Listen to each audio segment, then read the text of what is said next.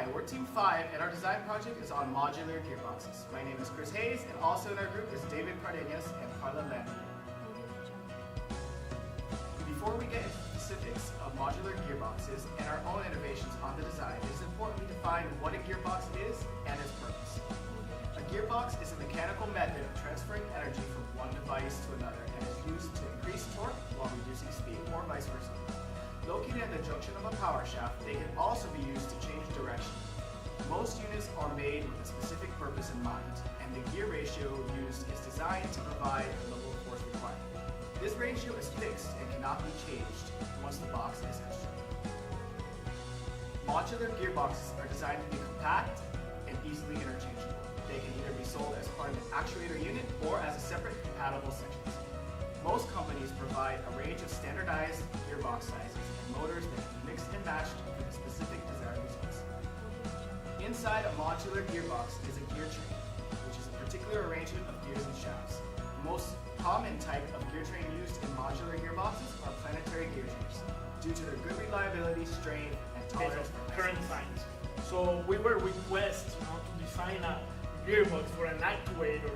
Therefore, we thought about designing, a servo motor, which is like, in other words, like a servo motor actuator, where we can actually implement a set of planetary gears, that are contained inside of it.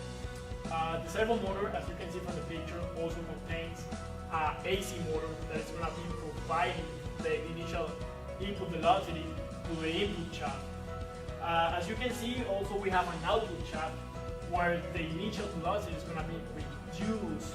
So, in other words, the whole power is going to be conserved through the whole mechanism.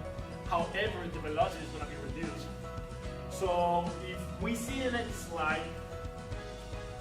we can have a better perspective of the whole mechanism that goes inside the servo motor. So, as I mentioned before, the AC motor, as indicated over here, provides the initial velocity, or we might say the initial power, to the input shaft.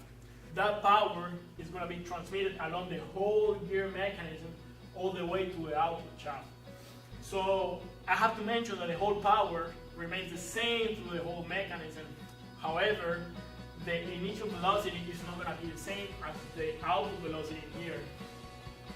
So, in other words, we have a higher initial velocity, angular velocity, with a very little torque, and at the end we have a very, very small velocity with a higher torque. And the whole concept, behind this is the improvements that we thought was basically take all this concept to a nanoscale level, and that's something that Karla is going to explain to you guys in the next slides. Macro-scale gearboxes are very efficient, which leaves little room for improvement. But there is much room for improvement in mechanical systems at the micro and the nano level. Constant miniaturization of electromechanical and mechanical systems has brought on the need for nanoscale mechanical components. Our design features a nanoscale modular planetary gearbox composed of carbon compounds such as carbon nanotubes. Nanomechanical parts, such as motors, gears, and actuators, can be made by chemically binding rigid molecules to carbon nanotube shafts using scanning tunnel microscopy. Free positive and negative charges introduced by functional group substitution can be placed along the gear teeth.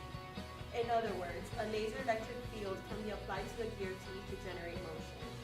Presently, research is limited to dynamic simulations at the molecular level. Our nano gearbox can be implemented in nanorobots. Nanorobots are currently being used in the field of medicine to target cancer cells as well as to destroy deadly bacteria. And this concludes our presentation.